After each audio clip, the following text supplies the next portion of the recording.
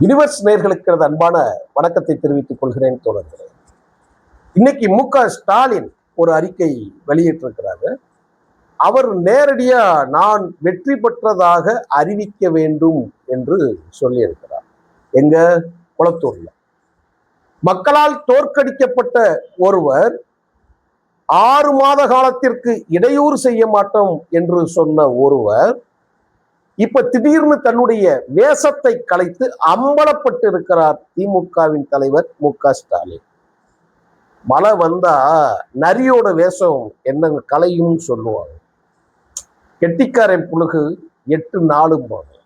அதே மாதிரிதான் உங்களை யார் தூண்டிவிட்டு யாருடைய ஆலோசனையின் பெயரில் இன்றைக்கு ஒரு அறிக்கை வெளியிட்டு இருக்கிறீர்கள் என்பதுதான் எங்களுடைய கேள்வி. மக்களின் தீர்ப்பை நான் ஏற்றுக்கொள்கிறேன் என்று சொல்லிவிட்டு தேர்தல் முடிவின் மறுநாள் நான் நேரடியாக குளத்தூர் மக்களை சந்தித்து அவர்களுக்கு நன்றி தெரிவிக்கப் போகிறேன் என்று சொன்ன மு.க.ஸ்டாலின், நான் அனைவருக்குமான ஒரு முதலமைச்சர் என்று வேஷம் போட்டு மக்களை ஏமாற்றிக் கொண்டிருந்த மு.க.ஸ்டாலின், நான் முதலில் சொன்னதை இந்த இடத்திலும் நான் சொல்லுகிறேன். இந்த ஆட்சிக்கு நாங்கள் கால அவகாசம் கொடுப்போம் என்று சொன்ன மு.க.ஸ்டாலின், இன்னைக்கு உங்க வாக்குறுதி எல்லாம் எங்க போச்சு? நீங்க எதை வச்சு இப்படி சொல்றீங்க? இப்போ நீங்க தேர்தல் கமிஷனுக்கு ஒரு கமாண்ட் ஒண்ணு போடுறீங்க. அடுத்த வார்த்தை நீங்க என்ன சொல்றீங்க? எங்களுடைய தீர்ப்பு வருகிற வரை இந்த இடைத்தேர்தல், சட்டமன்றத்துக்கான இடைத்தேர்தலை அறிவிக்க கூடாது என்று சொல்லியிருக்கீங்க. நான் கேட்க, நீ என்ன மன்னராட்சி நினைப்பா? நீங்க என்ன சொன்னாலும் கேட்டுக்கணும்னு ஒரு இதா? இன்னும் மயக்கத்தில் நீங்கள் இருப்பதாக நினைப்பா? தமிழ்நாட்டை தர்பார் நடத்துவதாக உங்களுடைய கோபால குடும்பம் இன்று வரை தொடர்கிறது என்கின்ற மமதையில இருக்கிறீங்க. அதான எங்களுக்கு கேள்வி வரும். நீ நேரடியா விஜய்க்கு சொல்றீங்களே, அப்ப நீங்கள் ஏற்கனவே ஆதரித்தீர்களா இல்லையா? கால அவகாசம், கால சூழல் கொடுத்த மு.க.ஸ்டாலின் இப்படி மாறுவார் என்று நீங்க நினைச்சிருக்கீங்களா? 10 ஆண்டுகள் கூட்டணியில் இருந்த கட்சிகளை நற்றாற்றில் விட்டு வேடிக்கை பார்த்த மு.க.ஸ்டாலினின் கொடூரமான செயலையும், அம்பலப்பட்ட திமுகவின் முகமூடி கலண்டு விழுகிறதையும், அதை மக்களிடம் கொண்டு போய் சேர்க்கிற வேலையை கம்யூனிஸ்ட் இயக்கங்களும், தலித்திய இயக்கங்களும், மறுமலர்ச்சி திராவிட முன்னேற்ற கழகமும், இஸ்லாமிய அமைப்பும் அதை தன் தோள் மீது போட்டுக்கொண்டது என்பதுதான் உண்மை. உண்மையான ஜனநாயகம் என்ன என்பதை மக்களிடம் கொண்டு போய் சேர்த்தது உண்மை. கவர்னர் ஆட்சி தமிழ்நாட்டில் தொடர வேண்டும் என்பதற்காக அவர்கள் பேசிய நாடகங்கள் எப்படி வெளிவந்தது அதையும் நீங்க இது மூலமாக பார்த்துக் கொள்ளலாம். கவர்னர் என்ன சொன்னார்? விஜய்க்கு 108 தொகுதி 107 வந்துருச்சு, மெஜாரிட்டிக்கு போராடுறாப்புல. காலையில போறாரு, மத்தியானம் போறாரு, சாயங்காலம் போறாரு. என்னை ஆட்சி அமைக்க கூப்பிடுங்க, நான் முதல்வருக்கான மெஜாரிட்டியை உங்களுக்கு நிரூபித்து காட்டுகிறேன். போறாரு, நீங்க வெளியே போயிடுறீங்க. பிறகு அழைக்க மாட்டேங்கிறீங்க. 2 முறை நடு வாசலிலிருந்து திருப்பி வெளியே அனுப்பப்பட்டீர்கள். திருப்பி முதலமைச்சராக பொறுப்பு இருக்கக்கூடிய விஜய் திரும்பியே வந்தார். அதன் பிறகும் இரவு போய் சந்திச்சார். ஆனா அப்ப கவர்னர் சொன்ன வார்த்தையோடு இதை நீங்க சேர்த்துக்கணும்.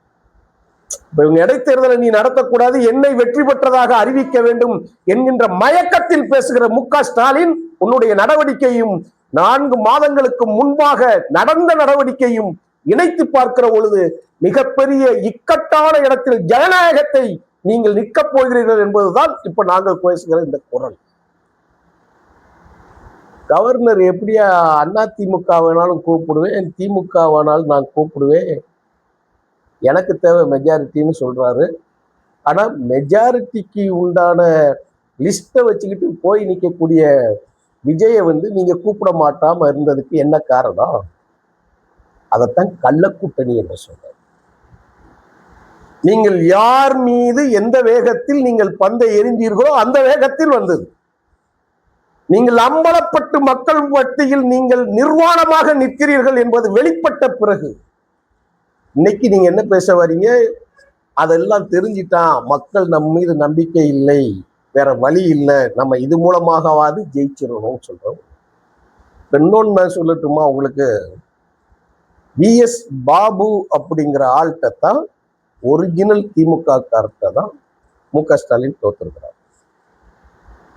MK ஸ்டாலினால் விரட்டப்பட்ட ஒரு நபரால்தான் MK ஸ்டாலின் இருக்கிற திமுகவில் மாவட்ட செயலாளராக இருந்த ஒருவரிடம்தான் முதலமைச்சர் MK ஸ்டாலின் தோத்திருக்காப்ல. இதுதான் காலத்தின் கொடூரமான தீர்ப்பு. எல்லாத்துக்கும் ஒரு எட்ஜ் பாயிண்ட் இல்லையா? அப்படித்தான் இப்ப வந்து தோத்துருக்கிறாங்க. இவங்க வந்து நம்பல, போய் அழுது வேஷம் போட்டாங்க. ஓன்னு செட்டிங், என்ன கேரே செட்டிங்கான்னு ரஜினி கேட்பார்ல, ஆளை வச்சு நீ எழுவு, இங்கிட்டு 4 ஊரே இவ உடனே இப்படி கும்பிட, இன்னும் பின்னாடி சேகர்பாபு இருந்துகிட்டு ஓன்னு அழுவ. என்னடா இழந்துட்டீங்க? 1 மாத சம்பளத்தை நீ விட்டு கொடுத்துருப்பியா? நீ சட்டமன்றத்தில் 900 கோடி மார்ட்டின் மருமகன் அம்பலப்படுத்திய நீ என்னடா அழுவுறீங்க? நீங்க போய் ரோட்ல போய் இப்ப மட்டும் போய் என்ன வெற்றி பெற்றதா நேரா நீங்க அறிவிச்சிருங்க. ஓஹோ, மக்களை சந்திப்பதற்காக பயப்படுகின்ற ஜனநாயக கோலை நீ. ஜனநாயகத்தின் அடிப்படையில் தமிழர்களை, உன் தொகுதி மக்களை சந்திக்கக்கூடிய கோலை நீ என்று நேராக குற்றம் சாட்டுகிறேன். பிற எப்படி நீ கேட்ப? தோத்து போனதை போய் என்ன அறிவிச்சிரு, இடைத்தேர்தலை எதுவும் நடத்தாத, நான் நேரடியா வந்துடுறேன் ஸ்ட்ரைட்டா. அப்படியே உங்க பெத்த அப்பா கலைஞர் மு கருணாநிதி என்கின்ற மனிதர் சாகிற வரை தலைவர் பதவியை உனக்கு கொடுக்கவில்லை. என்ன வேஷம் போடுறீங்க? கேட்போம் இல்லை இன்னைக்கு. முக்கியமான ஒரு செய்தி சொல்றேன். தாவேகா என்ற கட்சியிடம் தனது தோல்வியை ஏற்றுக்கொள்வதற்கு உங்களுக்கு மரண பயம். அசிங்கப்படுவீங்க. பருத்தி வீரன் படத்துல எல்லாருக்கும் சொல்றது தானே, எப்பயுமே ஒரு பஞ்சாயத்து கேஸ் ஒண்ணு அப்படியே புடிங்கி தும்மி யோக்கியமே புடிங்கி தும்மிட்டு இருப்பான். கடைசியா கதாநாயகன்ட்ட போய் நின்றுவான். நின்ன உடனே அந்த கேரக்டர் ஒரு குட்டி கேரக்டர், அது பேர் என்ன, ஒரு கேரக்டர் வந்து நங்கு நங்கு நங்கு நங்குன்னு கொட்டிட்டு போயிடும். போய் பெரிய ஆளை போய் கூப்பிட்டு வர போடா அப்படின்னு சொல்லி அனுப்பி விட்டுருவான். அப்படி பருத்தி வீரன் குட்டிச்சாத்தானால விரட்டப்பட்டவனா நீங்க? ஐயோ பாவம். சரி, இன்னொன்னு சொல்றேன். அதிமுகல இருந்து ஒரு வேட்பாளர் அங்க இருந்தா, ஐயா கம்முன்னு இருக்கா? கள்ளக்கூட்டணி, கள்ளக்கூட்டணி. நீ அம்பலப்பட்டதில்லை. குளத்தூர் தொகுதியில் ஸ்டாலினும் தாவேக்காவுமா போட்டி. தாவேக்காவை தனது போட்டியில் இருக்கக்கூடிய இடத்தாகவே, விஜயை தனது போட்டிக்குரிய தலைவராகவே கருதாத நீ, உன்னை 2ஆம் இடத்தில் இருந்து சந்தித்த அண்ணா திராவிட முன்னேற்ற கழகத்தின் வேட்பாளர் இன்று வரை மௌனம் காட்பது ஏன்? ரொம்ப முக்கியமான நான் சொல்றேன். அந்த மௌனத்திற்கு யார் காரணம்? அப்போ 2வது இடத்துல நிற்கக்கூடிய அவர் பேரு சந்தான கிருஷ்ணனோ ஏதோ நினைக்கிறேன். அம்மா 2வது இடத்தில் இருந்த வேட்பாளர் ஒரு டாக்குமெண்ட் ஒன்று வெளியிட்டு இருக்கிறார். அதெல்லாம் பெருசா யாருக்கெல்லாம் தெரியாது, பத்திரிகைகள்ல கட்ட செய்தி தான் வந்து. என்ன சொன்னார் தெரியுமா? 3 நாட்கள் அதிமுகவின் வேட்பாளர் வெளியே வரல. ஏன் நீங்க வந்து மக்களை சந்திக்கல, என்ன உங்களுக்கு பிரச்சனை என்று கேட்கிற பொழுது அவர் சொன்ன பதில் ரொம்ப முக்கியமான பதில். இதுதான் அரசியல். என்ன சொல்றாருன்னா, நான் MK ஸ்டாலின் முதலமைச்சர் வேட்பாளரை எதிர்த்து போட்டியிடுகிறேன். எங்கள் இயக்கம் தமிழ்நாட்டை நீண்ட ஆண்டுகள் சுதந்திர இந்தியாவில் ஆண்ட கட்சியின் இயக்கத்தின் சார்பில் நான் நிற்கிறேன். எனக்கும் முதலமைச்சருக்கும் தான் போட்டி. நாங்கள் 3வது இடத்தில் ஒரு ஆளை வைத்து பார்த்ததே இல்லை. ஆனால் என்னை யாரோ ஒருவர் வெற்றி பெற்று சென்ற பிறகு அதை ஏற்றுக்கொள்ள என் மனம் இடம் கொடுக்கவில்லை. என்னை முதலமைச்சராக இருக்கக்கூடிய MK ஸ்டாலினை எதிர்த்து போட்டியிடக்கூடிய வாய்ப்பை கொடுத்த எடப்பாடியிடம் நான் எப்படி போய் சொல்லுவேன்? அந்த வேட்பாளர் சொன்ன விஷயம் அது ஒரு கண்ணியம் இருந்தது. அந்த கண்ணியம் போற்றப்பட வேண்டும். அப்ப அவர் என்ன சொல்றாரு, 3வது இடத்தில் இருந்த ஒரு நபரிடம் நான் தோற்றது எனக்கு அவமானமாக நான் கருதுகிறேன். என்னை வேட்பாளராக நிறுத்திய என் கட்சி தலைவர் மூஞ்சில நான் எப்படி முழிப்பேன், எனக்கு சங்கடமா இருக்கு, அதனால நான் வெளியில வரல. இது அவர் சொன்ன பதில். எல்லாம் யாரும் பார்த்திருப்பீங்களா? இது அவர் கொடுத்த டாக்குமெண்ட், அறிக்கை. ஆனா இதை ஏன் இப்ப நான் பேசுறேன் அப்படின்னு கேட்டேன்னா, வேஷம் போட்ட நீ இன்னைக்கு என்னை வெற்றி பெற்றதாக அறிவி தமிழ்நாட்டில் இடைத்தேர்தலை நடத்தக்கூடாதுன்னா, அப்ப திருச்சி கிழக்கு உள்ளிட்ட 7 தொகுதிகள் அந்த மக்களுக்கு என்ன சட்டமன்ற உறுப்பினர்கள் இல்லாமல், அந்த தொகுதியில் எதுவும் நடைபெறாமல், அந்த தொகுதி நாசமாக போவதற்கு நீங்கள் நினைக்கிறீர்கள் என்றால், இந்த இனத்தின் துரோகியாக நீ இருக்கிறாய் என்பதுதான் நேரடி சாட்சி. எப்படியா சொல்லுவ நீ மற்ற தொகுதியில இடைத்தேர்தல் நடத்தக்கூடாதுன்னு? யார் நீ சொல்றதுக்கு? என்ன அசம்பாவிதம் இங்க நடந்து விட்டது? பெரிய டிசாஸ்டர் நடந்து முடிஞ்சு ஒரு எரிமலை வெடித்து கொரோனா காலம் போல் மக்கள் திரளாக ஒரு இடத்தில் சேரக்கூடாதுன்னா அப்படின்னா, அப்போ ஒரு மிகப்பெரிய கலவரம் ஏற்பட்டு அதன் மூலமாக தமிழகத்தில் ஒரு பிரச்சனை ஏற்படும் அப்படிங்கிற ஒரு சூழல் வந்தால், ஒண்ணுமே இல்லை, நீ எதுக்கு நேற்று கூட்டம் போட்டு இன்னைக்கு குலைக்கிற? நீ பம்முறிய அப்படியே வா, வெளியே வா, உன்னை அதுக்கு தான் காத்திருக்கிறாங்க. தமிழ்நாட்டுல நிறைய குட்டிச்சாத்தாங்க இருக்காங்க. குட்டிச்சாத்தான யாரு? பருத்தி வீரர். எல்லாம் விஜய் ரசிகர்கள் அங்க இருக்கிறாங்க.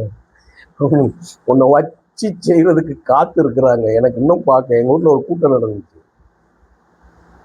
ஒரு கூட்டம் நடந்தது. அந்த கூட்டத்துக்கு பார்த்தீங்கன்னா ஆம்பளை விட பொம்பளை அதிகமா இருந்தது. எனக்கே சரி நலத்திட்டம் நடக்குது அதனால ஆளை கூட்டு வந்திருக்காங்கன்னு நான் நினைச்சிருக்கிறேன். இன்னைக்கு நீ அறிக்கை கொடுத்துருக்குற, பாப்பா எப்படி இருக்குது. நாளை செய்தி பத்திரிகைகளில் செய்தி எழுத்துப்பூர்வமாக வெளிவந்த பிறகு அதை தேவைப்படுகிற பட்சத்தில் இன்னும் எக்ஸ்டெண்ட் பண்ணி ஒரு செய்தியை நான் பேசுறேன். ரொம்ப சுவாரஸ்யமான செய்திகள்லாம் இருக்கும். திமுக தமிழகத்திற்கு கேடு. அதாவது தீண்டாமை ஒரு பெரும் குற்றம், தீண்டாமை ஒரு குற்றம், தீண்டாமை ஒரு பாவச் செயல் அப்படின்னு பார்க்கலாம். இந்த தீண்டாமைய அப்படி தூக்கி வச்சுட்டு அரசியல் படுத்துறதுக்காக ஒண்ணு சொல்றேன். திமுக தமிழ்நாட்டின் குற்றம், திமுக தமிழ்நாட்டின் பெரும் குற்றம், திமுக தமிழ்நாட்டிற்கு ஒரு பாவ செயலை தருகிற ஒரு இயக்கம். அதனால காந்தி சொன்ன அந்த 3 வார்த்தை இருக்குல்ல, அடுத்த வார்த்தை இதை எப்படி டீல் பண்ணணும்னு காந்தி சொன்னார். கண்ணை பொத்திக்கணும், காதை பொத்திக்கணும், வாயை பொத்திக்கணும். ஸ்டாலின் பேசுறார் இல்லையா, அதெல்லாம் ஒரு பொருட்டாவே நினைச்சுக்கிடக்கூடாது. அதான் உண்மை. நன்றி, வணக்கம், தொடருங்க.